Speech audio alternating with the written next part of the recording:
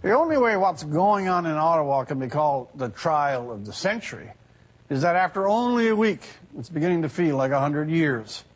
The details lack fascination. Enlarging a photograph, for example, of Barbara Bush hardly outpaces one of those old heritage minutes. You know, the one comatose voiceover, woodland squirrel hides nut. Doesn't really grab. Squirrels will camouflage their nuts, and senators will enlarge their hero photographs. That's just nature and the laws of the patronage habitat.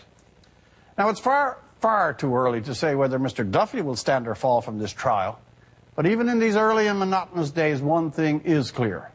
If even half of Mr. Duffy's defense holds true, the portrait of an elite body cocooned in a deep fog of soft, contradictory, and unenforced rules daily obscures its few remaining wisps of patronage or support.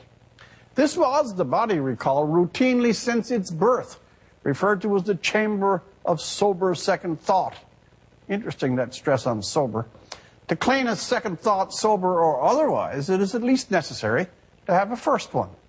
And on the showing not only of this week, but all the many years before it, the Senate offers little claim to thought of any kind.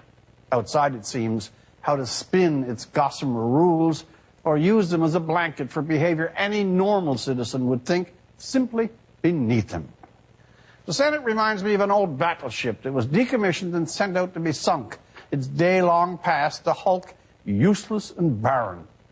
However, when the Navy got the ship out to sea and fired salvo after salvo on its rusted and feeble hull, holes in it above the water and below, they couldn't sink the damn thing. No one wanted it anymore. It was good for nothing. But nonetheless, even under heavy, repeated fire, it stayed, annoyingly, afloat. The Senate is that ship. Its glory days are in the night of history. It's been for decades primarily a penthouse plum for party partisans, bagmen, the favored dog's bodies of big politicians, and a gold star retirement home for the idle and well-nourished. However, the real blast is yet to come. Not only the other trials, but the report, likely nuclear, due next month, of the Auditor General. The expense dealings of over 100 senators have been combed through.